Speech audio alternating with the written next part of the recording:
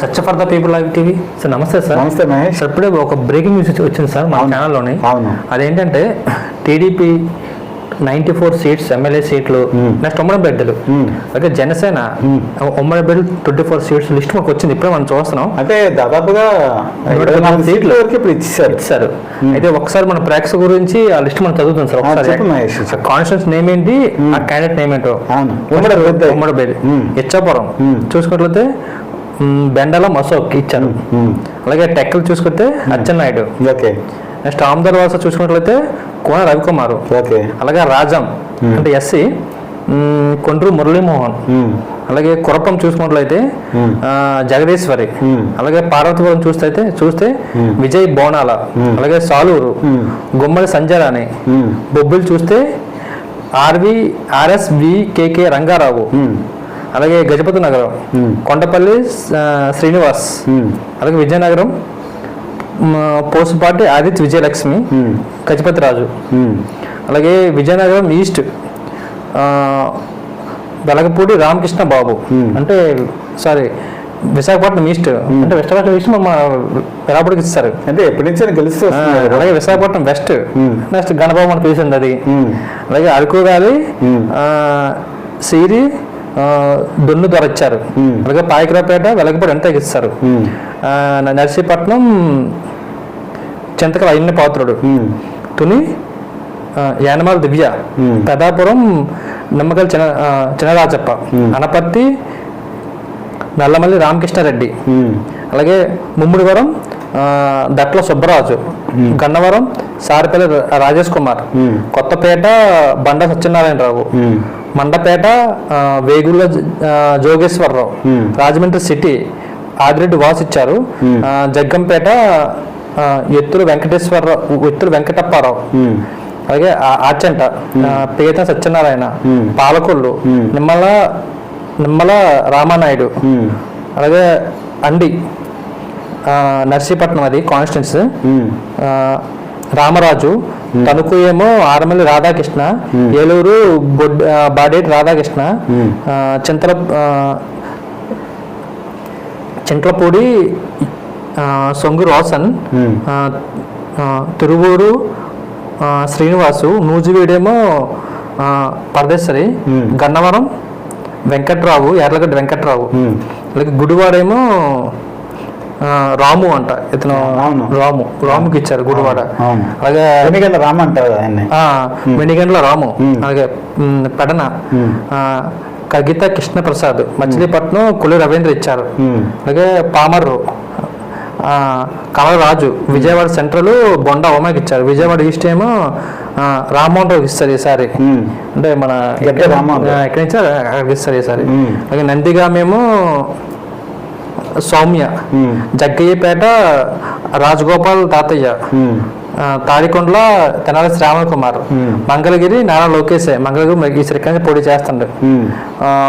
పొన్నూరేమో దూలపాల నరేంద్ర. వేమూరు నక్క ఆనంద్ బాబు. రేపల్లె సత్యప్రసాద్.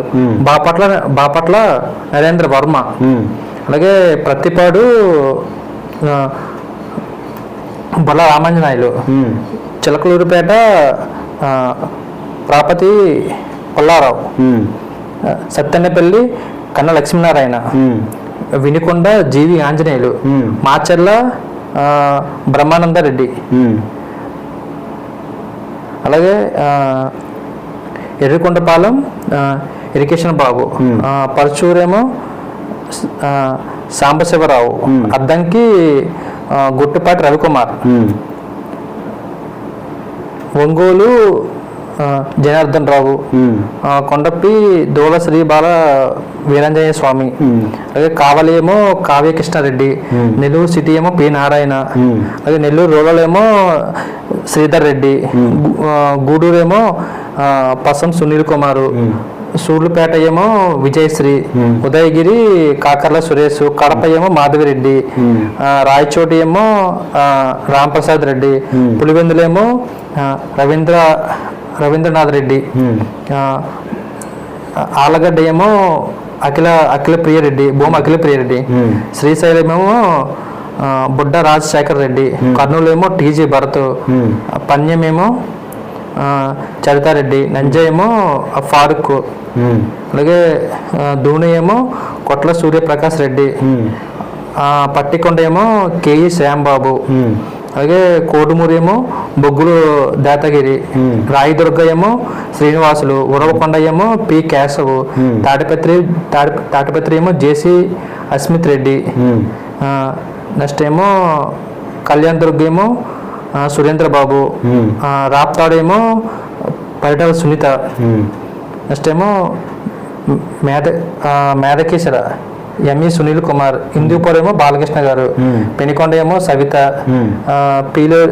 పీలోరి ఏమో నెల్లేరి కిషోర్ కుమార్ రెడ్డి, నగరి ఏమో గల్లి భానుప్రకాష్, చిత్తూరు ఏమో గుజరాత్ జగన్మోహన్, పలమేరు ఏమో ఎన్ అమర్నాథ్ రెడ్డి, కుప్పం ఏమో నారా చంద్రబాబు నాయుడు. ఇది సార్ ఇప్పటి వరకు లిస్ట్ అంతా. ఈ 94 పేర్స్ ఇవి 94 వచ్చింది టీడీపీ జనసేన ఉమ్మడి అభ్యర్థులు. దీంతో పాటు ఇంకొక 24 మనకి ఆ లిస్ట్ వచ్చింది, జనసేన లిస్ట్ కూడా వచ్చింది. అది కూడా ఒకసారి చూసేద్దాం, అంటే ఎక్కడి నుంచి ఎవరు ఏంటి అనేది.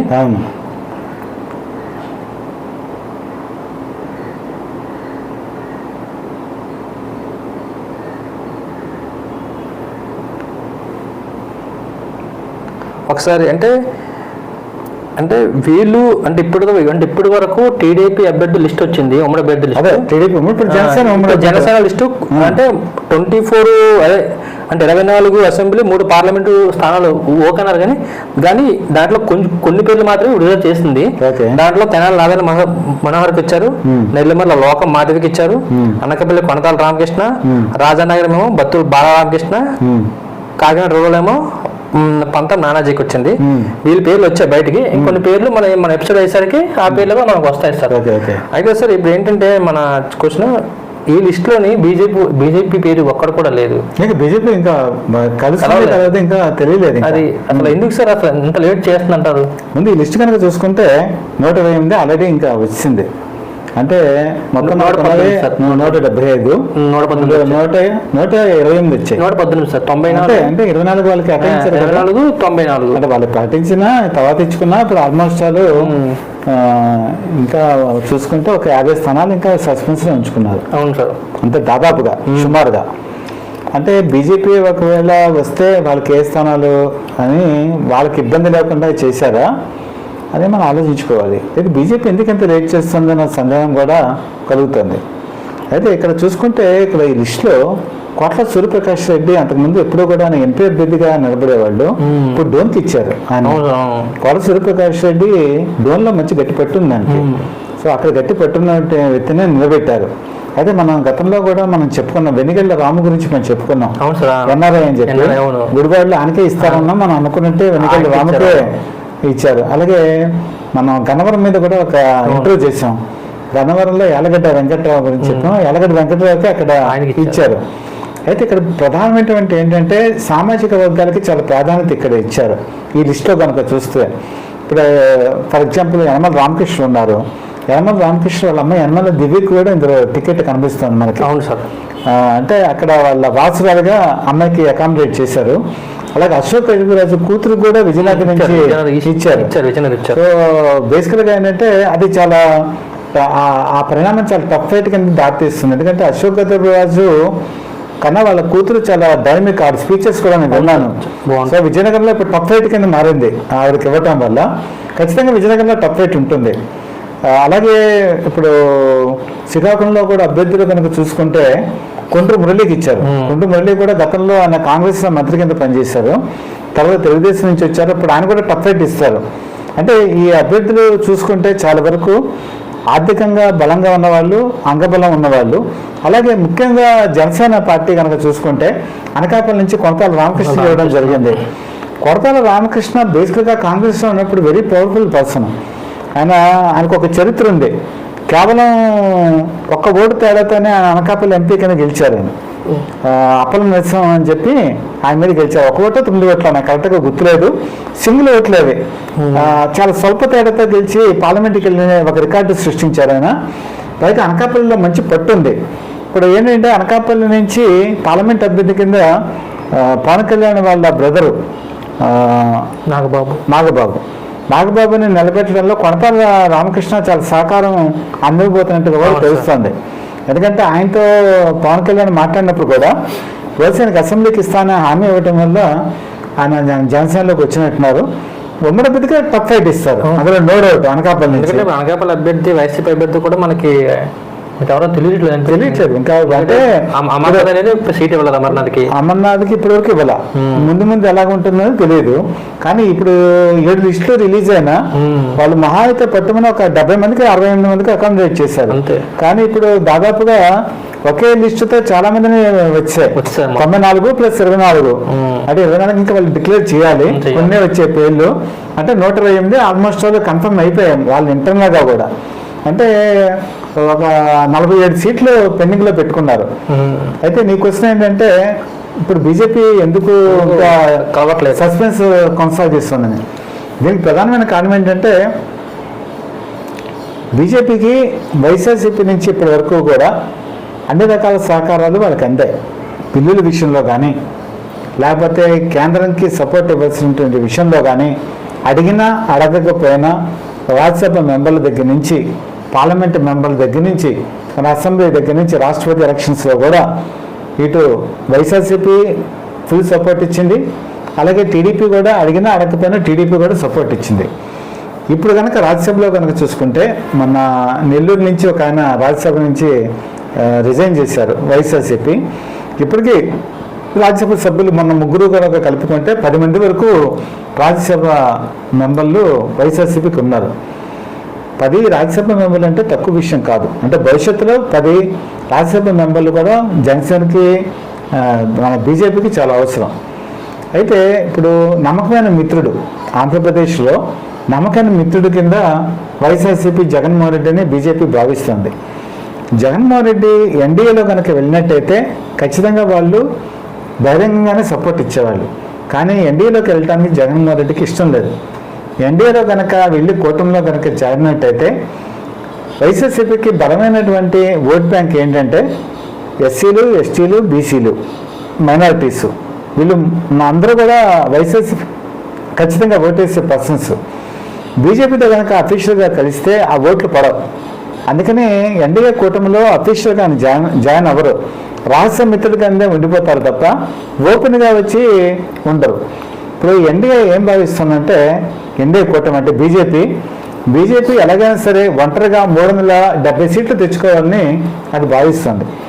370 సీట్లు తెచ్చుకొని ఎన్డీఏ కూటమిలో కలుపుకుంటే ఎన్డీఏ కూటమిలో 400 పైగా సీట్లు ఈసారి రావాలని కోరుకుంటుంది. ఇంతవరకు మన భారతదేశ చరిత్రలో 1984 పార్లమెంట్ ఎలక్షన్స్లో కాంగ్రెస్ పార్టీకి 404 సీట్లు వచ్చాయి. అదే మొట్టమొదటిసారి అత్యధికమైనటువంటి సీట్లు రావటం. ఆ తర్వాత ఏ పార్టీ కూడా అంత మెజారిటీ రాలేదు. అప్పటికి బీజేపీకి కేవలం 2 సీట్లు మాత్రమే వచ్చాయి. కాబట్టి 39 సీట్లు తెలుగుదేశం పార్టీకి వచ్చినప్పుడు ప్రధాన ప్రతిపక్షం తెలుగుదేశం పార్టీనే. ఈరోజు ఒక్క సీటు కూడా రాజ్యసభలో లేని పరిస్థితి. అప్పుడు పార్లమెంట్లో 39 సీట్లు వచ్చాయి. అయితే ఈసారి వాళ్ళకి సౌత్లో బాగా వీక్గా ఉంది. సౌత్లో 133 పార్లమెంటు స్థానాలు ఉన్నాయి. సౌత్లో 133 ఉంటే అవి ఖచ్చితంగా గెలిచేది 30. మిగతా గెలిచే పరిస్థితి లేదు. మహా గెలిస్తే అది కర్ణాటకలో గెలుస్తుంది, లేదంటే తెలంగాణలో గెలుస్తుంది. ఓపెనింగ్ అయినా చేస్తాయి. కానీ ఇటు ఆంధ్రప్రదేశ్లో ఒంటరిగా పోటీ చేస్తే 1 సీటు కూడా రాదు. ఒరిస్సాలో రాదు, తర్వాత తమిళనాడులో రాదు, కేరళలో రాదు. ఎక్కడ చూసినా కూడా దానికి ఇబ్బందికరమైన పరిస్థితి ఉంది. కాబట్టి ఈసారి ఆంధ్రప్రదేశ్లో బోని చేయాలి అని చెప్పి ఒక ఉద్దేశంతో అది ముందుకెళ్తోంది. ఇప్పుడు తెలుగుదేశం పార్టీ ఎన్డీఏ కూటమిలో చేరుతుంది. అవకాశం కనుక వస్తే ఇప్పుడు ఎన్డీఏ కూటమిలో చేరుతుంది. ఇంటెలిజెన్సీ రిపోర్ట్స్ కూడా చాలా వరకు కేంద్రానికి వచ్చింది. ఎలాగంటే కనీసం 17 పార్లమెంటు స్థానాలు ఈసారి తెలుగుదేశం జనసేనకి వస్తాయని అది అంచనా వేస్తుంది. సో 17 పార్లమెంటు స్థానాలు అంటే రేపు ఎన్డీఏ కూటమిలో కనుక ఈ 2 కనుక ఆల్రెడీ జనసేన ఎన్డీఏ కూటమిలోనే ఉంది. కాబట్టి ఇప్పుడు టీడీపీని కూడా కలుపుకొని వెళ్ళినట్టయితే వాళ్ళకి 17 లోక్సభ స్థానాలు గెలిచినట్టయితే అది వాళ్ళకి బిగ్ ఫిగర్. అది అంటే అఫీషియల్గా అది బిగ్ ఫిగర్. కాబట్టి అందుకని బీజేపీ ఒక అడుగు ముందుకేసింది. అయితే ఇప్పుడు ఈ రాష్ట్ర మిత్రత్వం ఏదైతే ఉందో ఇప్పుడు వైఎస్ఆర్సీపీ దూరం అవుతుంది. ఇప్పుడు బీజేపీకి అఫీషియల్గా తెలుగుదేశం పార్టీ కనుక కలిస్తే అప్పుడు వైఎస్ఆర్సీపీ అఫీషియల్గా ఇంక ఎన్డీఏ కూటమికి మద్దతు ఇవ్వదు. అందుకని వాళ్ళు ఏంటంటే వాటికి 2 సార్లు ఆలోచిస్తున్నారు. అంటే ఏం చేద్దాం అన్న ఆలోచనలో వాళ్ళు ఉన్నారు. అందుకే వాళ్ళు కొంత ఈ ఆలోచనలో ముందడుగు వేయడానికి కొద్దిగా సంశయిస్తున్నారు. కానీ మనకున్న సమాచారం ఏంటంటే వాళ్ళు టీడీపీ జనసేనతోనే కలిసి వెళ్ళడానికి అవకాశం ఎక్కువగా ఉంది. ఎందుకంటే ఇండిపెండెంట్గా ఇప్పుడు పోటీ చేయరు. ఇప్పుడు కనీసం 5 పార్లమెంటు స్థానాలు అడిగితే 5 పార్లమెంటు స్థానాలు ఈ 2 సపోర్ట్తో గెలుచుకోవచ్చు. ఇప్పుడు నువ్వు చెప్తున్న అభ్యర్థి గట్టిగా అభ్యర్థులు అందరూ కూడా అసెంబ్లీలో చాలా గట్టి పట్టున్న వాళ్ళు. సో ఈ కొండ రవికుమార్ కనుక చూసుకుంటే కొండ రవికుమార్ ఆమెదాల వలస ఇచ్చారు. ఆయన తమ్మినేని సీతారాంకి గట్టి పోటీ ఇస్తారు. కొండ రవికుమార్ యాక్చువల్గా ఆయనకి సమీప బంధువు కూడా. సో ఆమెదాల వలస కూడా ఇప్పుడు స్ట్రాంగ్గా ఉంది. సో మంగళగిరి ఆల్రెడీ లోకేష్ తీసేసుకున్నారు. సో ఆయన చివరిలో టెక్కల నుంచి అక్కడి నుంచో పోటీ చేస్తే నాకు వార్త కూడా వచ్చాయి. కానీ ఆయన ప్రతిష్టాత్మకంగా మంగళగిరి నుంచే తీసుకున్నారు. సో ఈ అభ్యర్థుల వల్ల లోక్సభలో ఈజీగా గెలవచ్చు. కాబట్టి నాకు తెలిసి బీజేపీ ఖచ్చితంగా వీళ్ళతో కలిసేటువంటి అవకాశం ఎక్కువగా ఉంది. నాకు తెలిసి అతి తొందరలోనే ఆ మిగతా స్థానాల్లో కూడా ఉమ్మడి అభ్యర్థులు పెట్టేస్తారు. మహా అయితే 10 అసెంబ్లీ అడుగుతారు. 10 అసెంబ్లీకి వాళ్ళు ఎక్కడెక్కడ అడుగుతారో ముందే ఊహించుకొని డిక్లేర్ చేయాల. నువ్వు కనుక చూసుకుంటే చూడు, అందులో ఎక్కువగా మనం అంతకుముందు చెప్పినటువంటి రాజమండ్రి పార్లమెంటు బీజేపీ అడుగుతుంది. రాజమండ్రి పార్లమెంటు కూడా గట్టి అభ్యర్థిని పెట్టుకున్నారు అక్కడ. తర్వాత రాజంపేట కూడా అక్కడ అభ్యర్థి ఎవరు పార్లమెంట్ కూడా ఇంకా డిక్లేర్ చేయలేదు. సో మనం ఏవైతే పార్లమెంట్ వాళ్ళకి ఇస్తామనేది ఇంకా నరసాపురం రఘురామకృష్ణరాజు. కాబట్టి వాళ్ళు ముందుగానే ఒక ప్లాన్ చేసుకొని ఆ అభ్యర్థిని వేకెంట్ నుంచి వదిలారు అని నేను అనుకుంటున్నాను. కానీ ఇప్పుడున్నటువంటి పరిస్థితుల్లో తెలుగుదేశం పార్టీ కూడా జనసేన ఒక అడుగు ముందేసింది. పొత్తు ఖరారైపోయింది. అఫీషియల్గా పొత్తు ఖరారైపోయింది. ఇంకేమైనా సమాచారం వచ్చిందా మహేష్?